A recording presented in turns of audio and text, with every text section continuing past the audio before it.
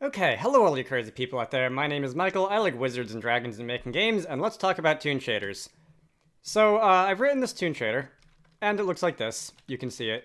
You have Link being Toon shaded. This Toon shader code is written in the OpenGL shader language for embedded systems, GLSL in other words.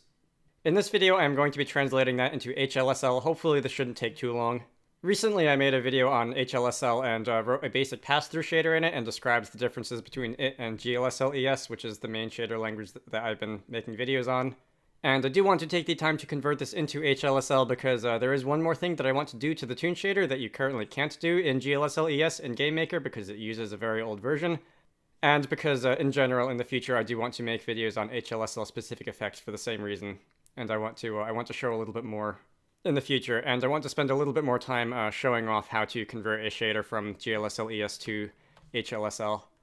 This project is pretty much the same as the last time I was messing with Toon shaders. Everything is drawn through the camera's draw event. You have the Toon shader itself, you have a couple variables, a couple uniform variables being set on the shader, the various light uniforms and the ramp texture. In the shader itself, you have a collection of vertex attributes, you have a collection of varyings, which are passed from the vertex shader to the fragment shader. You set the values of those varyings in the vertex shader in the main function. In the fragment shader, you apply a spotlight. That says spotlight, but this is point light code. Okay, the comment is wrong here. I don't know why. Anyway, you evaluate the point light, and at the end, you adjust the n.l value to make it take into account the ramp texture that the Toon shader uses. And that gives you an effect like you saw on the screen a minute ago. Much like this. The light is working in steps instead of continuously. Okay. My mouse is seriously dying. This was a problem in the last video. And I really hope this mouse can last a couple more days until I get a chance to go and get a new one. Because this is a little bit. You see this, right? Oh boy. Anyway, let's create a shader. Let's go create a shader. I'm gonna call it shd underscore toon underscore HLSL. I'm going to open it up. This by default is going to contain a pass-through shader in GLSL I don't want that. Let's change the shader language to HLSL and just delete everything because there's not a whole lot that's of use to us here. I'm going to start by writing a basic HLSL pass-through shader. This is more or less what you would have seen in the last video. If you have not seen the last video, I would recommend going and seeing the last video. I don't really want to repeat myself, so I'm just going to speed up myself doing this real quick.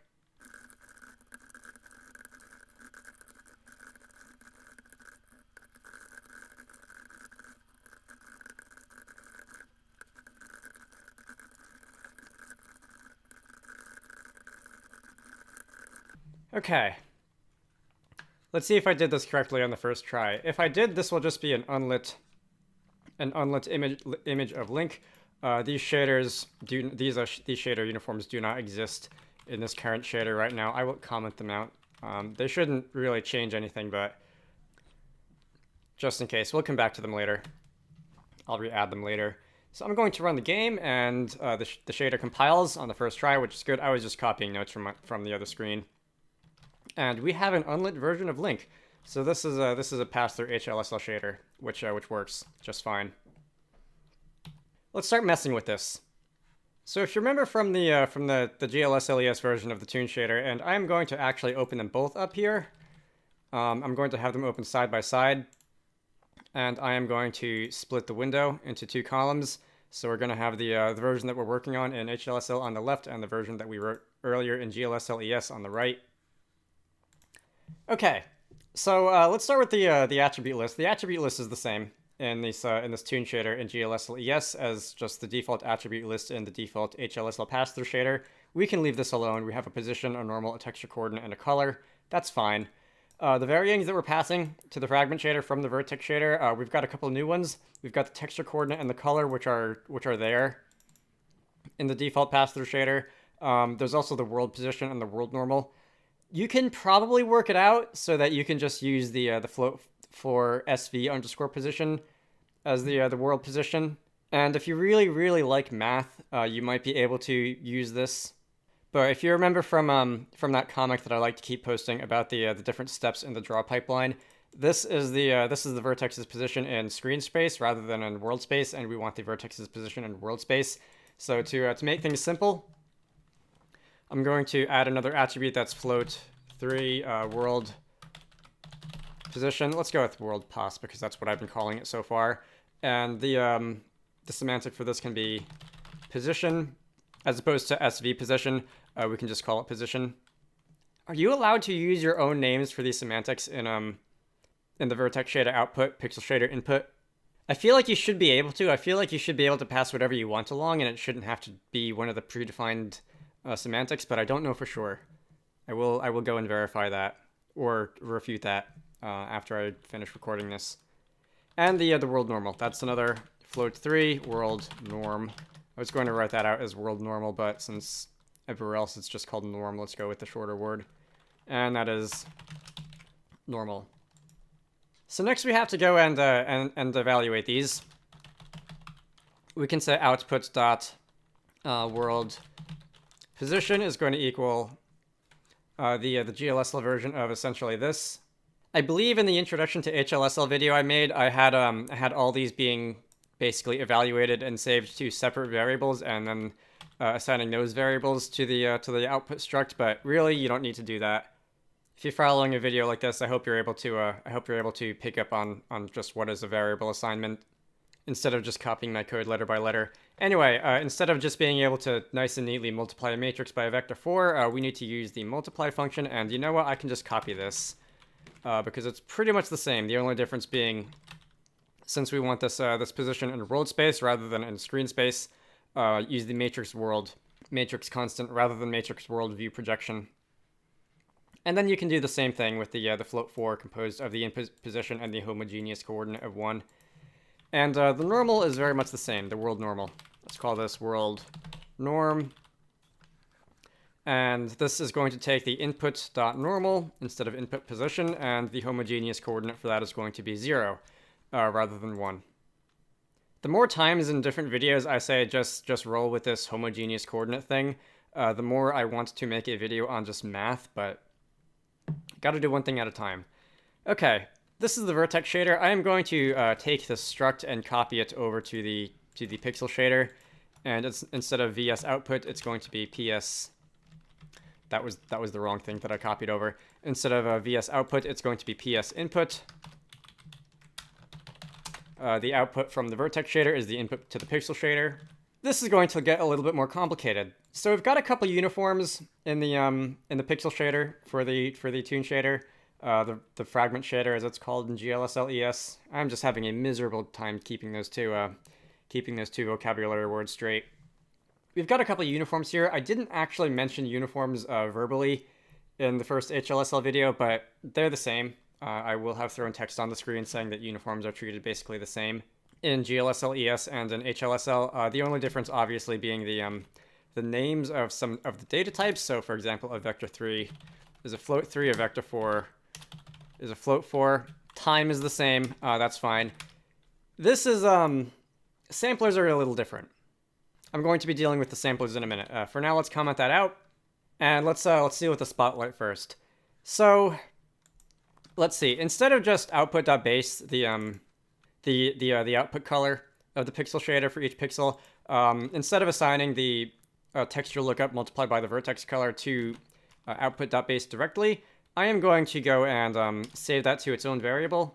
In GLSL ES, I call that starting color. Let's create a float for starting color, and that can be the result of this texture lookup. If I made the font a little bit smaller, I would be able to fit really both of these code windows on the screen at the same time. But I don't want to make it too small because that could make it hard to see in a YouTube video. I wish I could make the font size in this window a little bit smaller.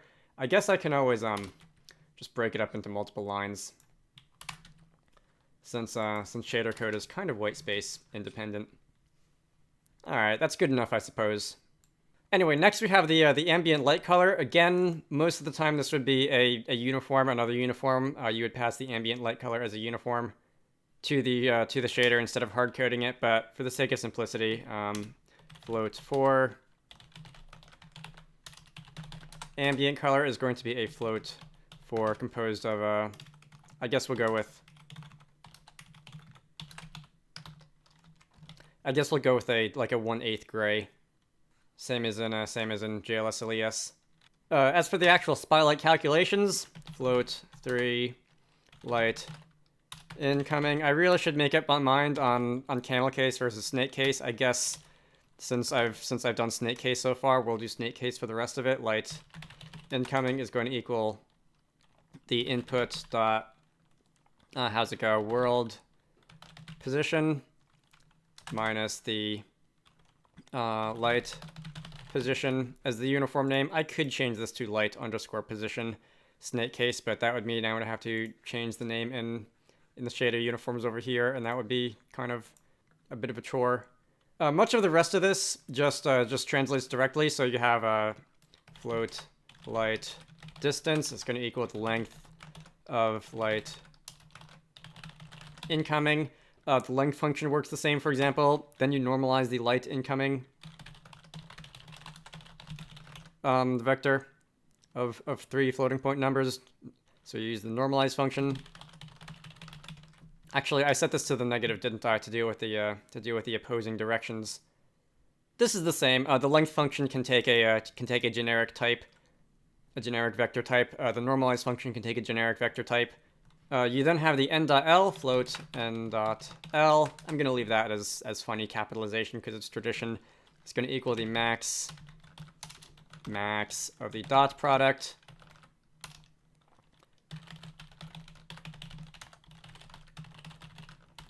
of the world normal and the vector of the incoming light ray.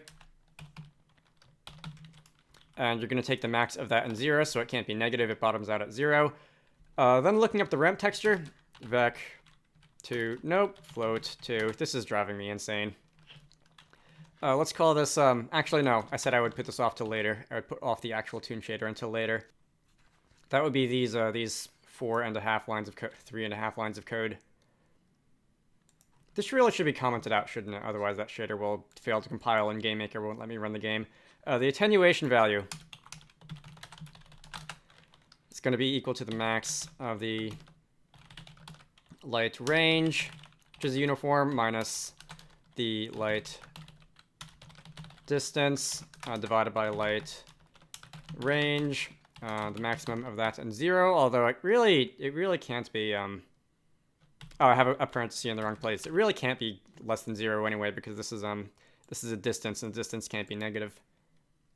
And then we put this all together. So the final color, vec4 final color, I'm just going to assign that directly to output.base.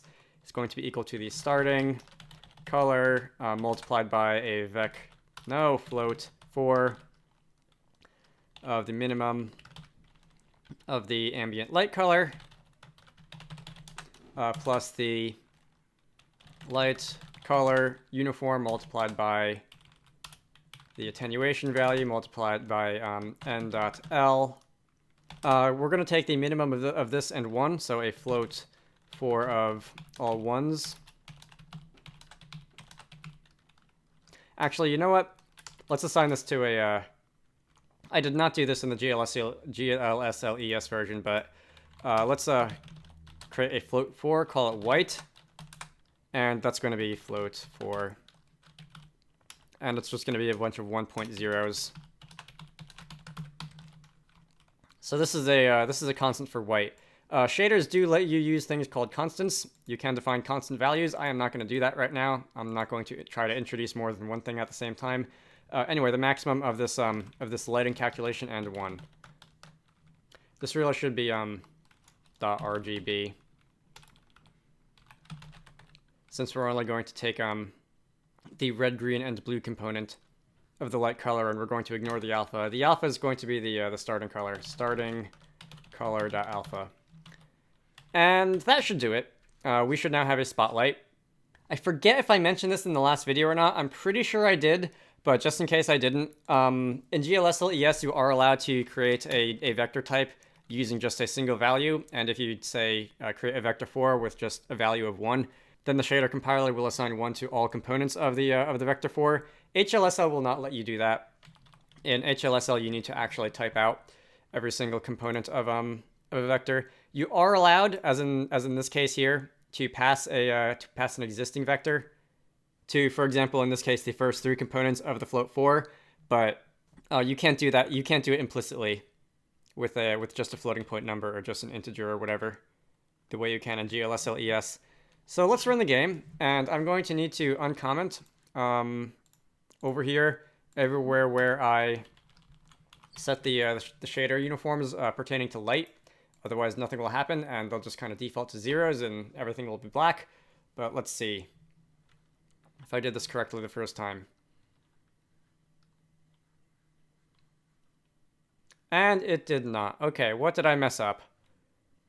Invalid subscript world normal. I probably copied the wrong variable name somewhere. Okay, this should be world norm instead of world normal.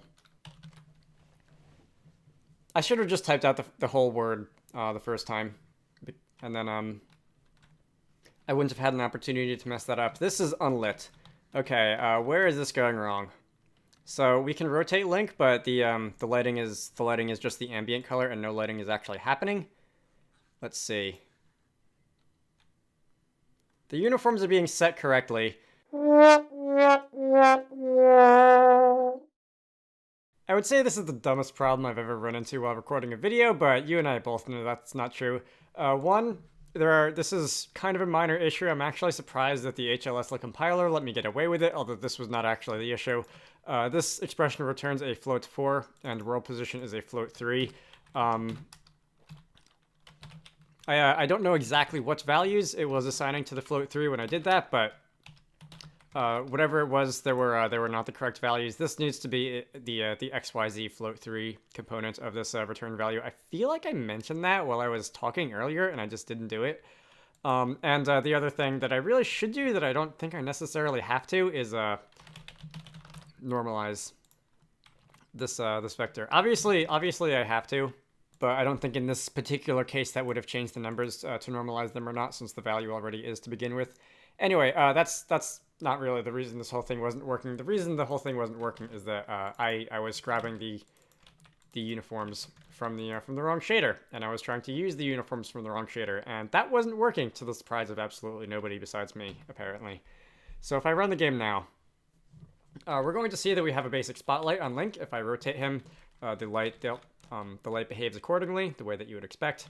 That's great. No Toon shading though. Let's start with the Toon shader. So I mentioned a minute ago, well, a couple minutes ago, samplers in HLSL are kind of annoying. In GLSL ES, all you have to do to use a sampler is to declare a uniform sampler 2D and then give it a variable name. HLSL does not let you do it that simply, which is a good thing and a bad thing because it lets you do a couple more things, at least in theory, maybe not in GameMaker. But it's a bad thing because it means you have to do a little bit more typing. And texture samplers in HLSL 11 are divided into 2 parts, the sampler state and the actual texture. When you're using DirectX 11, you are allowed to decouple the sampler states from the actual textures that you use. The actual textures being what you get when you say sprite get texture or whatever in GameMaker, and the sampler state being information about that sampler, such as like the texture filtering settings and some other things. If you're writing software in, as I said, something like straight DirectX 11, you might have use for this. We do not have too much use for this right now. We are going to have the sampler state and the actual texture to go with it more or less coupled together. So let's define a value, sampler state. What was this called earlier? Ramp, texture,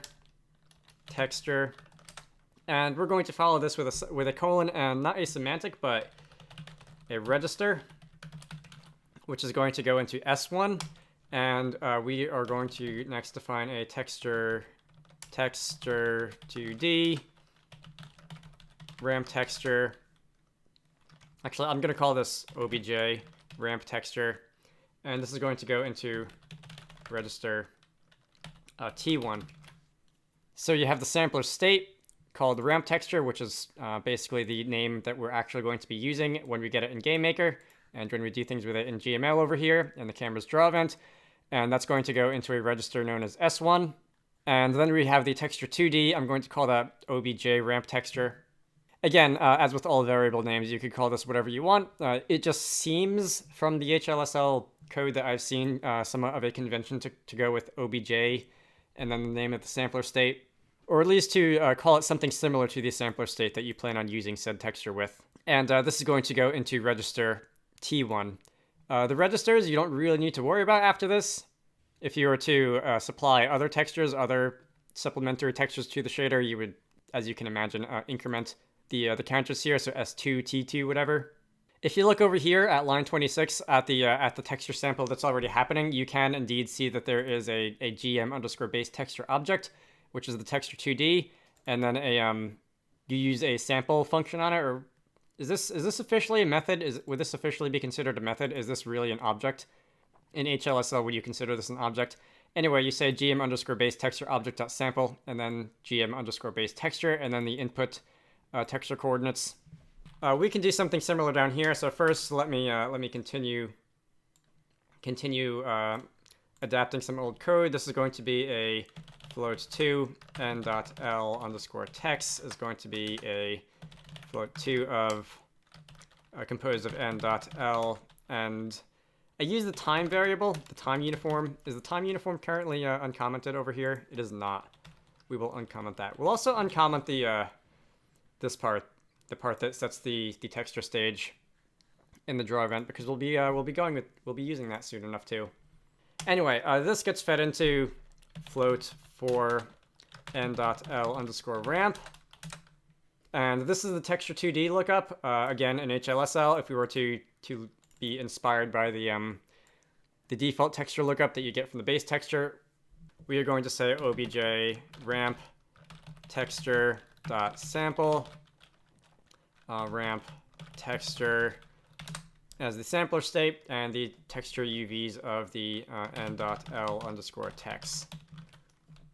n.l_adjusted isn't really used here since in this version of the Toon shader we are feeding in the color directly from the texture sampler into the lighting equation rather than the brightness, and losing that color information. Now when we run the game, this should work. And indeed, we have link. Is color actually ticking? Is color actually ticking away? Oh, obviously, again. Okay, the same problem as the first time I had when I had to duck away from the code for a half hour to figure out what went wrong. I need to actually obtain the uniform address from the correct shader, otherwise it won't work. It looks like this shader get sampler index is correct, but that's mostly by coincidence, because the index of the sampler in the original Toon shader was index 1, the base texture is index 0, and that is the same case in the HLSL version. The index of this texture is in register 1, and the base texture is in register 0. At least that's my best guess as to what's going on and why it's working, even though it shouldn't be. We really should specify the correct texture when we look up the sampler index. All right, that actually didn't do it.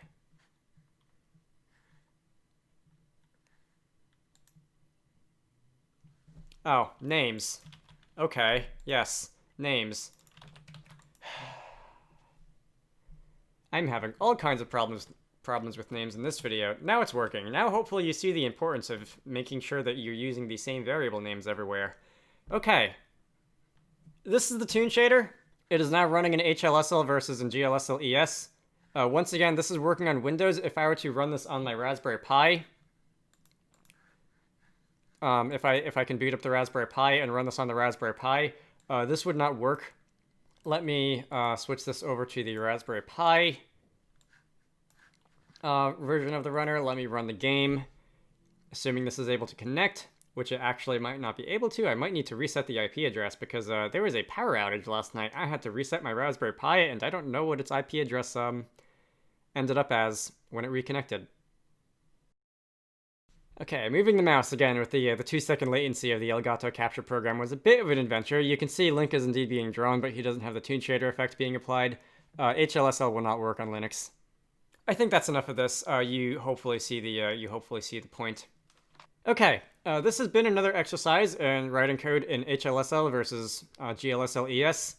As I said the first time, HLSL tends to be slightly more verbose than GLSL ES. You have to tend to write a little bit more to get the same result. As you can see, this was indeed somewhat more code in the HLSL version than in the GLSL ES version. But at the same time, it can be a little bit more powerful, I think, because it's slightly more structured. Pun not immediately intended. The downside that this only works on Windows, hopefully isn't too much of an issue. If you're making a mobile game, obviously you probably don't want to use HLSL for your shader languages. If, on the other hand, you are just trying to make a game and make a complete piece of computer software, assuming you're not actually developing on a Mac or something, then this shouldn't be too much of an issue. Next time, I'm going to be talking about one of the fun things that you can currently only do in HLSL because of GameMaker's aforementioned ancient version of GLSL ES, which is multiple render targets. That's going to wait, though. For now, my name is Michael. I like Wizards and Dragons and making games. If you want the code for this, there will be a link to a GitHub repository in the video description. I have a Patreon, so if you want to contribute towards these videos being made, and to get these videos a day early, and to get your name in the credits and all that kind of fun stuff, there will be links to that around as well. Otherwise, I hope you found that useful, and I will see you all later. Special thanks to David Key, Edward Holt, Emily Koyo, Jason, and Zenith for supporting these videos. If you want to get access to these things a day early, or to see your name in the credits, head on over to the Patreon page in the video description to join the fun.